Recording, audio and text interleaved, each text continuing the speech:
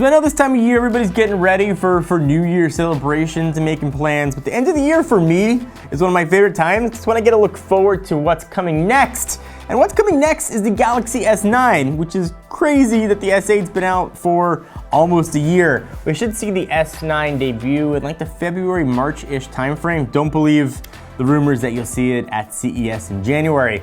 We're starting to get a good sense of what the S9 is going to be, what it's going to look like, and what it's going to have inside of it. So let me run it down for you. So first, it's going to be more of an iterative upgrade. It's going to be like an S version of the S8 and the S8 Plus. We saw some screen protectors leak, actually from Slash Leaks. We saw a few things that got revealed here. First, looks pretty similar.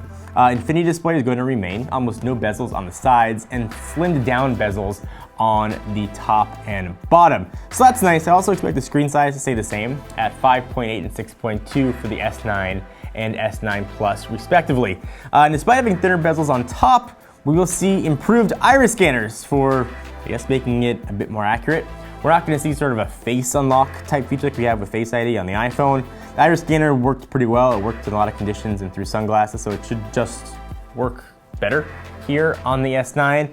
And I would not expect the in-screen fingerprint reader to be on the S9 despite a lot of rumors. I'd expect that a few months later when your brand new S9 becomes obsolete when the Note 9 hits. So rounding out the specs, we should see a lot of new things inside of the S9 despite the phone not looking that different. Powering this guy is a beast.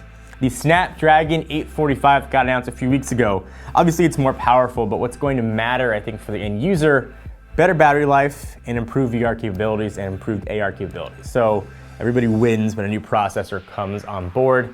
We should also see 6 gigs of RAM standard here, up from the 4 on the S8 and the S8 Plus, as well as fingers crossed for just a bigger battery overall. I hope Samsung's put a couple generations behind them now from the Note 7 debacle, so bigger battery should make everybody happy. If you could take one knock on last gen Samsung phones, they were awesome devices, but the stupid fingerprint reader located next to the camera sensor was a bad design. I'm just gonna say it, I've said it before, and if some of you guys disagree, you put a case on it, it doesn't bother you, your left hand, it doesn't bother you. But for me, it bothered me.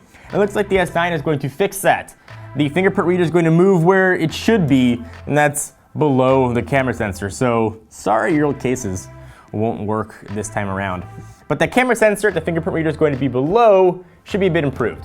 On the S9, we don't know the megapixelage or any sort of aperture information. Should be a little bit better. It was almost the same from the S7 to the S8, so expect a jump here from the S8 to the S9. What we're hearing though is that the S9 Plus may adopt the dual sensors that we see in the Note line of phones, while the S9 should retain the single sensor. So that one, a grain of salt. Obviously all this is unconfirmed and subject to change, but I expect that to be the way that Samsung goes with the next gen phones. On the software front, I have good news and bad news for you. I'll start with the good, Android Oreo out of the box. So that's awesome. On the bad news front, it's gonna be like Bixby Central with the Galaxy S9. Samsung's put a lot of money and resources. They are not going to abandon ship on that. So if you're hoping that they'd let you remap that button to something else, you're gonna be disappointed.